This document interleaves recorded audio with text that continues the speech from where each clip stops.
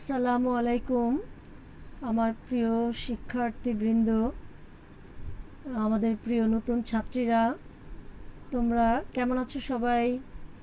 আশা করি তোমরা সবাই শারীরিক ও মানসিকভাবে ভালো আছো, সুস্থ আছো, পরিবারের সবাইকে নিয়ে তোমরা ভালো আছো। আমরা সারা পৃথিবীর মানুষরাই একটা কঠিন দুর্যোগপূর্ণ পরিস্থিতি অতিক্রম করছি, যার কারণে আমাদের স্বাভাবিক যে তোমার জীবনযাত্রা, জীবনের গতিধারা ছিল, সেটা এখন আগের মতো স্বাভাবিক নেই, বদলে গেছে। তবে এই পরিবর্তনের সাথেই এই প্রচণ্ড প্রতিকূল অবস্থার মধ্যে পরিবর্তনের সাথেই অ্যাডজাস্ট করে আমাদেরকে সব কিছুই চালিয়ে যেতে হবে, অর্থাৎ সমস্ত কর্মকাণ্ড চালিয়ে যেতে হবে, তাই না? তোমরা নতুন ভর্তি হয়েছ, তোমাদের অবশ্যই স্বপ্ন ছিল যে নতুন কলেজে যাবে, কলেজে পড়াশোনা করবে, আনন্দ করবে, তাই না?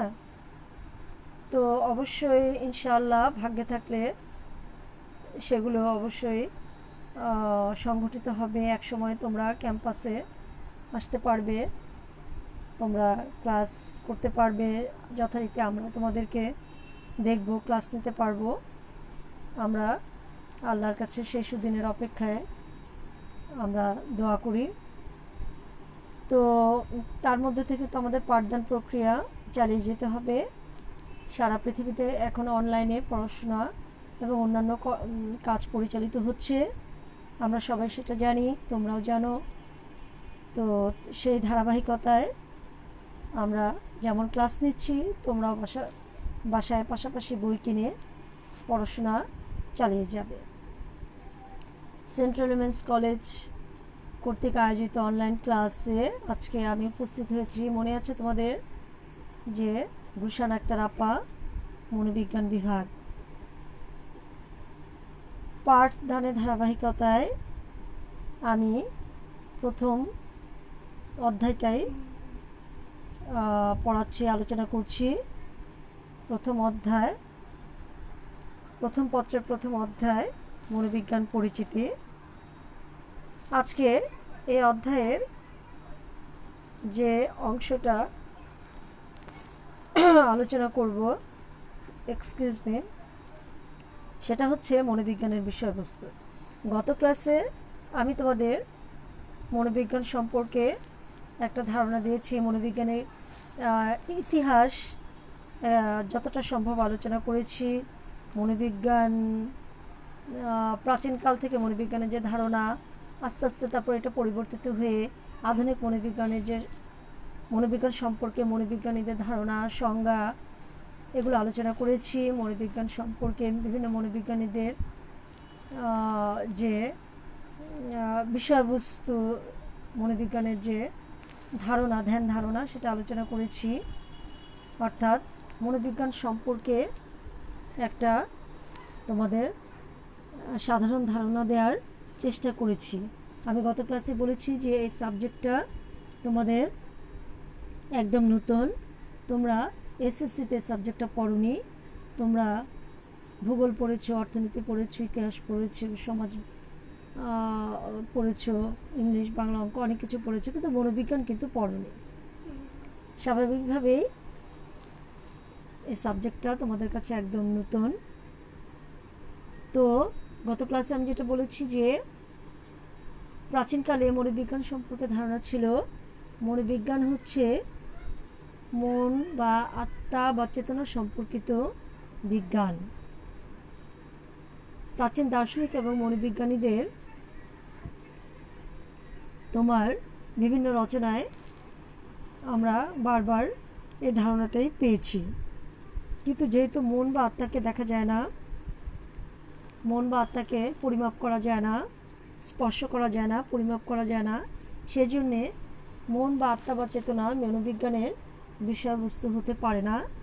মনোবিজ্ঞানীদের এটাই ছিল মনোবিজ্ঞান সম্পর্কে মন্তব্য। কারণ যেহেতু মনোর সাথে, খেয়াল করো, মনোর সাথে বিজ্ঞান শব্দটা যুক্ত আছে, তাহলে যা কিছু দেখা যায় না বা স্পর্শ করা যায় না বা পরিমাপ করা যায় না, সেটা কখনো বিজ্ঞান হতে পারে না। কারণ আমরা জানি যে বিজ্ঞান কি?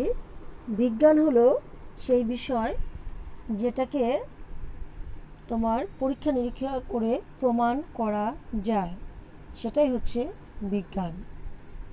তো তাহলে আমরা গত ক্লাসে ধারণা পেয়েছি যে মনোবিজ্ঞানের বিষয়বস্তুটা কি? মনোবিজ্ঞানের বিষয়বস্তুটা হচ্ছে মানুষ ও প্রাণীর আচরণ সংক্রান্ত বিজ্ঞান।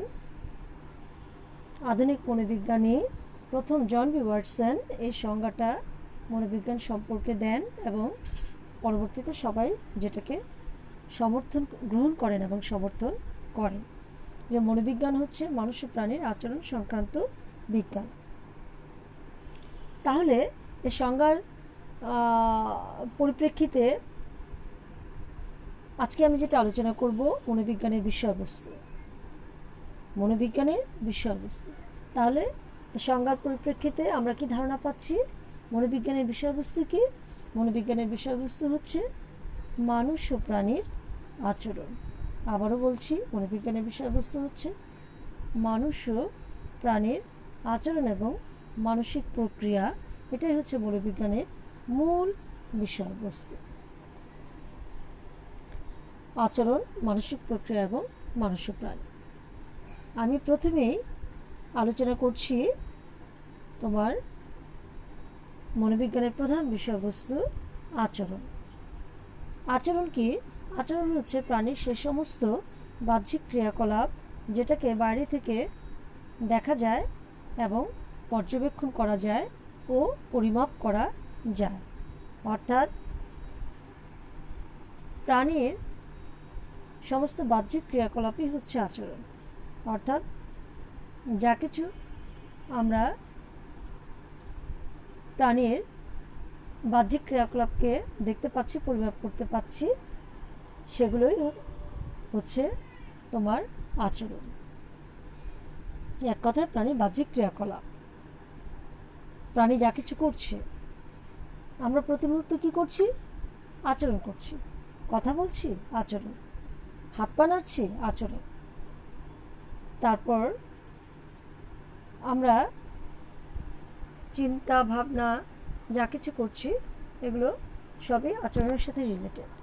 এখন এই আচরণকে মনোবিজ্ঞানীরা কয়েকটা ভাগে ভাগ করেছে।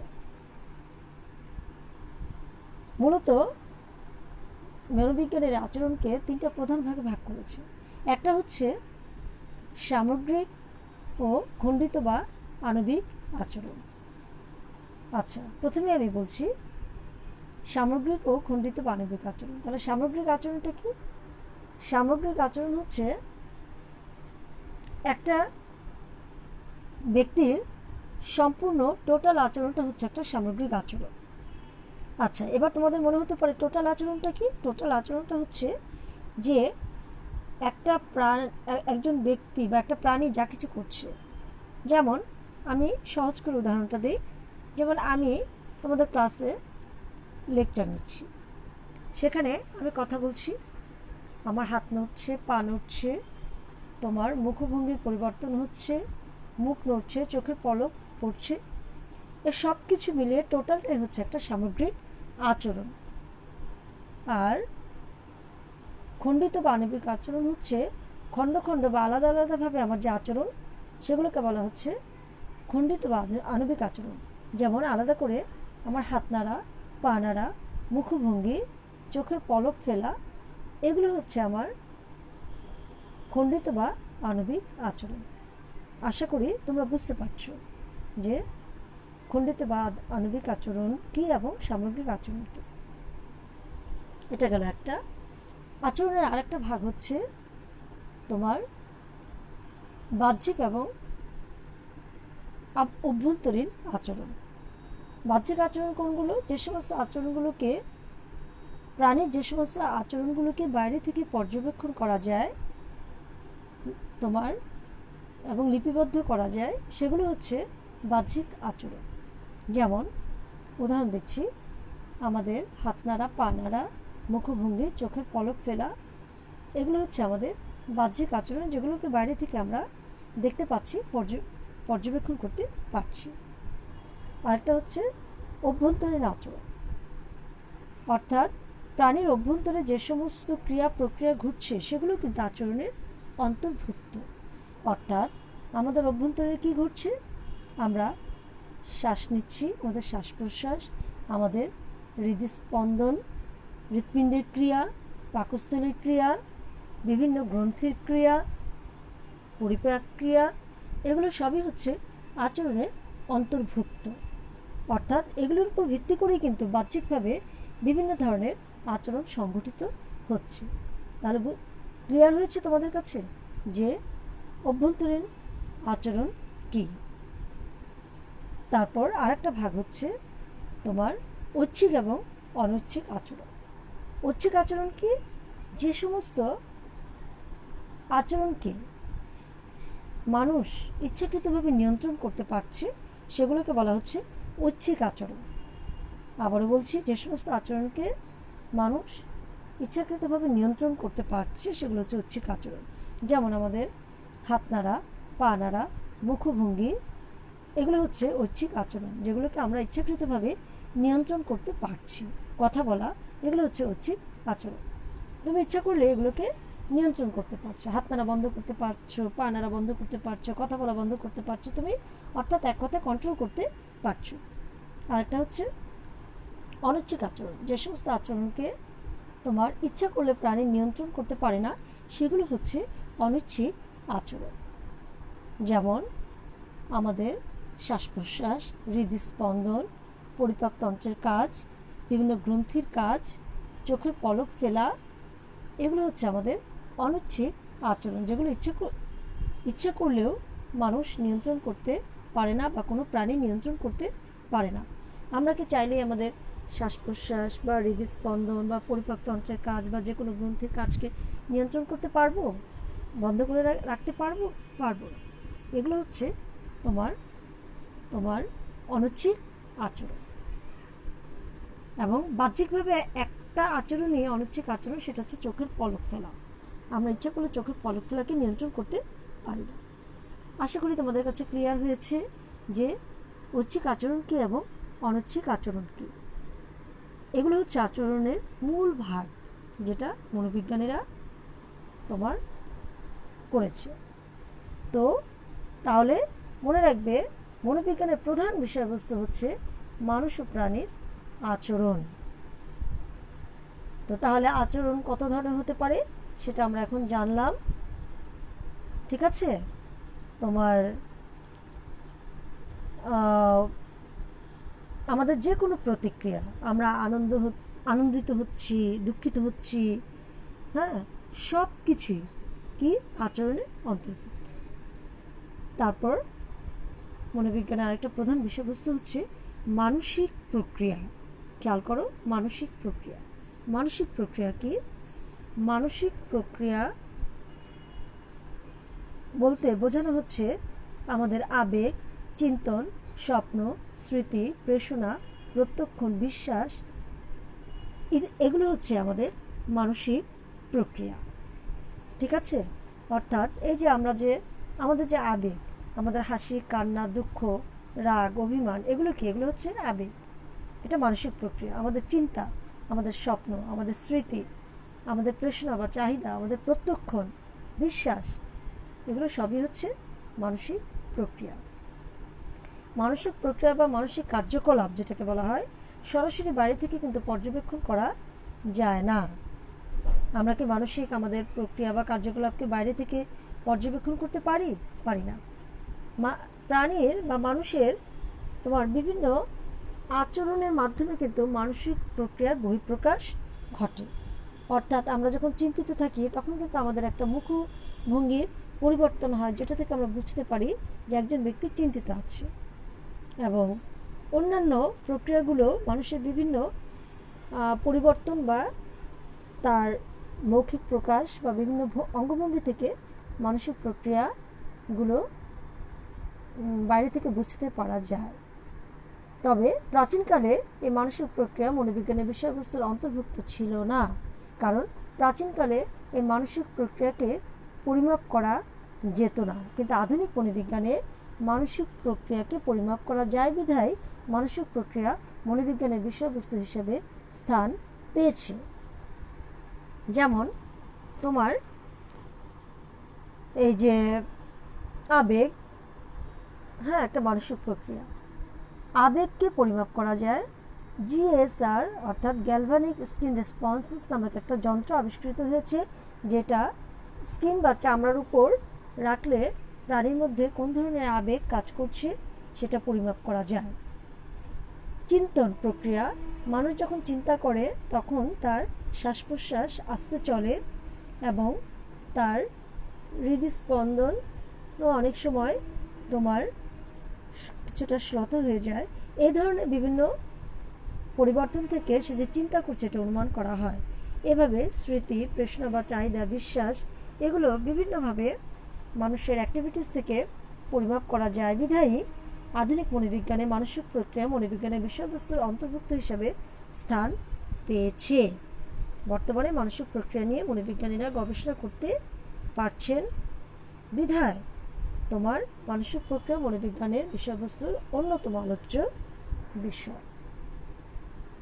ঠিক আছে, মনোবিজ্ঞানের আরেকটা প্রধান বিষয়বস্তু হচ্ছে মানুষ ও প্রাণী। খেয়াল করো, মানুষ ও প্রাণী। আমি প্রথমেই বলেছি মনোবিজ্ঞানের প্রধান বিষয়বস্তু হচ্ছে মানুষ ও প্রাণীর আচরণ। এই কথাটা আমরা মনোবিজ্ঞান পড়তে যেয়ে বারবার কিন্তু পাব। তো তোমাদের কাছে স্বাভাবিকভাবে মনে হতে পারে যে আমরা তো জানলাম যে মনোবিজ্ঞানের প্রধান বিষয়বস্তু হচ্ছে মানুষের আচরণ, তো মানুষের সাথে প্রাণী কথাটা যুক্ত কেন? আচ্ছা, এবার আমি প্রশ্ন রাখছি, মানুষ কি প্রাণী? তোমাদের কি মনে হতে পারে? হ্যাঁ, ক্লাসে থাকলে তোমরা উত্তরটা দিতে। আমি নিজে বলে দিচ্ছি, মানুষও কিন্তু কি প্রাণী, তাই না? তবে বিষয়বস্তুর যে অংশটা আলোচনা করছি আমি, যে মানুষ ও প্রাণী, এখানে কি বোঝানো হচ্ছে যে মানুষ ও প্রাণী, এবং ও প্রাণী বলতে কোন প্রাণীদের বোঝানো হচ্ছে? মানুষ ছাড়া অন্যান্য যে সমস্ত প্রাণী রয়েছে তাদেরকে বোঝানো হচ্ছে। মানুষকে বলা হয় উচ্চতর প্রাণী, আর মানুষ ছাড়া অন্যান্য যে সমস্ত প্রাণী রয়েছে পৃথিবীতে সেগুলোকে বলা হয় নিম্নতর প্রাণী। তাহলে তোমাদের মনে প্রশ্ন হতে পারে, এই নিম্নতর প্রাণীও মনোবিজ্ঞানের বিষয়বস্তুর অন্তর্ভুক্ত কেন? কারণ হচ্ছে নিম্নতর প্রাণীদের আচরণের সাথে মানুষের আচরণের অনেক মিল রয়েছে। আবারও বলছি, নিম্নতর প্রাণীদের আচরণের সাথে মানুষের আচরণের অনেক মিল রয়েছে। আর মনোবিজ্ঞানের উপর অনেক গবেষণার ক্ষেত্রে, অর্থাৎ মনোবিজ্ঞানের অনেক গবেষণায় আচরণের অনেক কারণ নির্ণয়ের জন্য মানুষের উপর সবসময়ই পরীক্ষা নিরীক্ষা করা যায় না। মানুষের আচরণের উপর সবসময়ই পরীক্ষা নিরীক্ষা করা যায় না। এমন অনেক বিষয় রয়েছে যে ক্ষেত্রে সাবজেক্ট বা পরীক্ষার বিষয়বস্তু হিসেবে মানুষকে নেওয়া যায় না, মানুষের উপর সে পরীক্ষাটা পরিচালনা করা যায় না। যেমন মনোবিজ্ঞানে অনেক আচরণের ক্ষেত্রে ইলেকট্রিক শক দেওয়ার প্রয়োজন হয়, আচরণের কারণ নির্ণয়ের জন্যে তোমার অনেক সময় অস্ত্রোপচারের প্রয়োজন হয়। এগুলোকে মানুষের উপর প্রয়োগ করা সম্ভব? সমাজ দিবে? কোনো ব্যক্তি দিবে না। সেই জন্য নিম্নতর প্রাণীদের উপর এই পরীক্ষাগুলো আচরণের কারণ নির্ণয়ের জন্য করা হয়। বৈদ্যুতিক শক বা বিভিন্ন ধরনের তোমার কঠিন পরিস্থিতির সম্মুখীন করে আচরণের প্রতিক্রিয়া পর্যবেক্ষণ করা হয়। এবং যেহেতু আমি আবারও বলছি যে নিম্নতর প্রাণীদের অনেক আচরণের সাথে মানুষের আচরণের মিল রয়েছে, এই জন্য যে সমস্ত আচরণের গবেষণার ক্ষেত্রে মানুষের উপর পরীক্ষা করা যায় না বা গবেষণা করা যায় না, সে সমস্ত গবেষণার ক্ষেত্রে নিম্নতর প্রাণীদের উপর গবেষণা করে তাদের আচরণের যে কারণটা পাওয়া যায় এবং সে কারণের উপর ভিত্তি করে মানুষের আচরণ সম্পর্কে তোমার অনুমান করা হয় এবং মানুষের আচরণের কারণ নির্ণয় করা হয়। এবার তোমাদের কাছে ক্লিয়ার হয়েছে কেন নিম্নতর প্রাণী ও মনোবিজ্ঞানের বিষয়বস্তুর অন্তর্ভুক্ত? আশা করি তোমাদের কাছে ক্লিয়ার হয়েছে যে কেন নিম্নতর প্রাণী ও মনোবিজ্ঞানের বিষয়বস্তু অন্তর্ভুক্ত। যেহেতু মানুষের উপরে সবসময় সব পরীক্ষা পরিচালনা করা যায় না, নিম্নতর প্রাণীদের উপর পরীক্ষা পরিচালনা করেই মানুষের আচরণ সম্পর্কে অনুমান করা হয়। এগুলো হচ্ছে মনোবিজ্ঞানের আলোচনা বিষয়বস্তু, মনোবিজ্ঞানের প্রধান প্রধান বিষয়বস্তু: আচরণ, মানসিক প্রক্রিয়া এবং মানুষ ও প্রাণী। এখন এছাড়াও আমি মনোবিজ্ঞানের আরও কিছু বিষয়বস্তু তোমাদের আলোচনা করছি। সেগুলো হচ্ছে যে তোমার একটা কথা মনে রাখবে যে সব ধরনের সব শ্রেণীর আচরণই কিন্তু মনোবিজ্ঞানের আলোচ্য বিষয়। আর সব শ্রেণীর আচরণ বলতে কি বোঝানো হচ্ছে? যে আমরা মানুষরা যা যা আচরণ করছি, আচরণ শব্দটা কিন্তু অনেক ব্যাপক, আচরণের পরিধি কিন্তু অনেক ব্যাপক। আমরা অনেক ধরনের কি করছি? আচরণ করছি, ঠিক আছে? তো সব শ্রেণীর আচরণই মনোবিজ্ঞানের আলোচ্য বিষয়। তো যেহেতু আমাদের আচরণ অনেক ব্যাপক, অনেক ধরনের আচরণ আমরা করছি, সেজন্য মনোবিজ্ঞানের বিষয়বস্তু বা পরিধিটাও অনেক ব্যাপক। তো এগুলো হচ্ছে যে মূল কথা, যে আচরণ তারই ক্ষুদ্র ক্ষুদ্র বা খণ্ড খণ্ড অংশগুলো। যেমন আমি একটু আলোচনা করে দিচ্ছি সংক্ষেপে। যেমন শিক্ষণ, ঠিক আছে? শিক্ষণ কি? মানুষের আচরণের একটা অংশ। শিক্ষণ মানুষকে তার আচরণ নিয়ন্ত্রণ করে সামাজিক ও যুগোপযোগী করে তোলে। আমরা বিভিন্ন ধরনের আচরণ শিখছি, তাই না? এই জন্য শিক্ষণ মনোবিজ্ঞানের বিষয়বস্তুর অন্তর্ভুক্ত। ব্যক্তিত্ব, একজন মানুষের যে টোটাল যে আচরণের বৈশিষ্ট্য, সেটা হচ্ছে তার ব্যক্তিত্ব।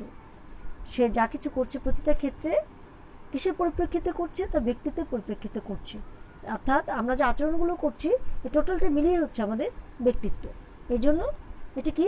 আচরণের একটা পার্ট। বুদ্ধি, মানুষ বা প্রাণী তার বুদ্ধি দিয়েই পরিবেশের সাথে খাপ খাওয়ায়।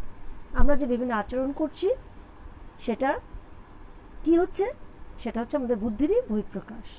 অর্থাৎ এটা আচরণের একটা অংশ, বুদ্ধিটা, ঠিক আছে? স্মৃতি বিস্মৃতি, আমাদের বিভিন্ন ধরনের যে আমরা অনেক কিছু শিখছি, তার অনেক কিছু মনে রাখতে পারছি, অনেক কিছু ভুলে যাচ্ছি। এই যে মনে রাখতে পারছি, ভুলে যাচ্ছি, এগুলো কি? আচরণ, তাই না? আচরণের অংশ। এর জন্য বিষয়বস্তুর, মনোবিজ্ঞানের বিষয়বস্তুর অংশ। অন্তঃক্ষরা গ্রন্থি, আমি বললাম আমাদের শরীরের অভ্যন্তরে অনেক ধরনের প্রধান 6টা হরমোন রয়েছে। হরমোনের সিক্রেশন হয়, যেটা আচরণকে নিয়ন্ত্রণ করে। হ্যাঁ, এই অন্তঃক্ষরা গ্রন্থির নিঃসৃত যে হরমোন, যেটা আচরণকে নিয়ন্ত্রণ করছে, সেটা কি? তোমার আচরণের অংশ, অর্থাৎ মনোবিজ্ঞানের বিষয়বস্তুর অংশ। তেমনিভাবে তোমার স্নায়ুতন্ত্র, আমাদের চোখ, কান, নাক, জিহ্বা, ত্বক, পঞ্চ ইন্দ্রিয়, এগুলো কি? স্নায়ুতন্ত্রের সাথে যুক্ত, এবং এর মাধ্যমে আমরা কি করছি? বিভিন্ন ধরনের আচরণ করছি। তাহলে কি? স্নায়ুতন্ত্র কি? আচরণের, বৃহত্তর আচরণের অংশ। প্রত্যক্ষণ, আমরা পৃথিবীকে যে পর্যবেক্ষণ করছি, আমরা পৃথিবীকে যে পর্যবেক্ষণ করছি, খাপ খাওয়াচ্ছি পৃথিবীর সাথে, সংবেদনের পরিপ্রেক্ষিতে, অনুভূতির পরিপ্রেক্ষিতে পৃথিবীর সাথে খাপ খাওয়াচ্ছি। আমরা পৃথিবীর বিভিন্ন স্বাদ নিচ্ছি, স্পর্শ করছি, গন্ধ নিচ্ছি, দেখছি, শব্দ শুনছি। এগুলো হচ্ছে প্রত্যক্ষণ, যেগুলো আচরণের কি? এগুলো হচ্ছে আমাদের আচরণের অংশ, অর্থাৎ মনোবিজ্ঞানের বিষয়বস্তুর অংশ। সামাজিক পরিবেশ, আমরা যেখানে বাস করছি সেটা হচ্ছে আমাদের সমাজ, এবং চারিদিকে আমাদের যে পরিবেশ, সেটা হচ্ছে সামাজিক পরিবেশ। এবং মনোবিজ্ঞান যখন মানুষের আচরণ নিয়ে আলোচনা করে, তখন সে আলোচনা মানুষের সামাজিক বা প্রাকৃতিক পরিবেশের প্রেক্ষাপটে আলোচনা করে। সামাজিক বিভিন্ন কর্মকাণ্ডের সাথে আমরা কি করছি? খাপ খাওয়াচ্ছি। কিসের দ্বারা? আচরণের দ্বারা, বিভিন্ন আমাদের আচরণগত বৈশিষ্ট্যের দ্বারা। এই জন্য সামাজিক পরিবেশ আমাদের আচরণের সাথে সংশ্লিষ্ট বিধায় মনোবিজ্ঞানের বিষয়বস্তুর সাথে সংশ্লিষ্ট। শিল্পক্ষেত্রে আচরণ, শিল্প কলকারখানায় আমরা অর্থাৎ শ্রমিকরা বিভিন্ন ধরনের আচরণ করছি, মালিক শ্রমিক সম্পর্ক, তাদের বিভিন্ন ধরনের আচরণ তারা করছে। এই জন্য শিল্পক্ষেত্রে যে আচরণ বৃহত্তর আচরণের অংশ। শিক্ষাক্ষেত্রে আচরণ, শিক্ষাক্ষেত্রে আমরা যে বিভিন্ন ধরনের আচরণ করছি কোন পরিপ্রেক্ষিতে? আমাদের বৃহত্তর আচরণের পরিপ্রেক্ষিতে। ছাত্র, শিক্ষক, পাঠদান কর্মসূচি, পাঠ গ্রহণ, পাঠ দেয়া সবই হচ্ছে আচরণের অন্তর্ভুক্ত। শিশু আচরণ, একটা শিশু শৈশবকাল থেকে বয়োবৃদ্ধির আগ পর্যন্ত শৈশব অবস্থায় সে বিভিন্ন ধরনের আচরণ করছে। শিশুর বিভিন্ন দিক, শিশুর লালন পালন, পিতামাতার সাথে শিশুর ভূমিকা, শিশুর ব্যক্তিত্ব সবই শিশুর আচরণের অন্তর্ভুক্ত, অর্থাৎ বৃহত্তর আচরণের অন্তর্ভুক্ত, যার কারণে এটা মনোবিজ্ঞানের বিষয়বস্তু অন্তর্ভুক্ত। প্রাণী আচরণ, সেটা তো আমি আগে আলোচনা করলাম, যেহেতু সব নিম্নতর প্রাণীদের উপর অনেক গবেষণা করা হয়, সেজন্য নিম্নতর প্রাণীদের আচরণও মনোবিজ্ঞানের গবেষণা বিষয়বস্তু অন্তর্ভুক্ত। পরিশেষে বলা যায় যে পরীক্ষা নিরীক্ষা ও নির্ভুল পর্যবেক্ষণের মাধ্যমে ব্যক্তি আচরণের অন্তরালে যে বিরাজমান রয়েছে সর্বজনীন নিয়মাবলী বা রীতিনীতি বা আচরণ এবং তার সাথে সম্পৃক্ত সব বিষয়ই মনোবিজ্ঞানের বিষয়বস্তুর অন্তর্ভুক্ত। আশা করি তোমরা বুঝতে পেরেছ যে মনোবিজ্ঞানের বিষয়বস্তু কি, প্রধান বিষয়বস্তু কি। মনে রাখবে মানসিক প্রাণের আচরণ, মানসিক প্রক্রিয়া এবং নিম্নতর প্রাণী। তাহলে আজকে আমার আলোচনা এই পর্যন্তই। পরবর্তীতে আমি এই চ্যাপ্টারের আরেকটা গুরুত্বপূর্ণ বিষয় নিয়ে আলোচনা করব। তার আগ পর্যন্ত তোমরা বাসায় অবশ্যই আমার আলোচনার সাথে সাথে তোমরা বাসায় পড়াশোনা করবে। আশা করি পরবর্তী ক্লাসের আগ পর্যন্ত তোমরা ভালো থাকবে, সুস্থ থাকবে। তোমাদের সর্বাঙ্গীন সুস্থতা কামনা করে আজকের ক্লাস আমি এখানে শেষ করছি। সবার জন্য শুভকামনা রইল। ধন্যবাদ।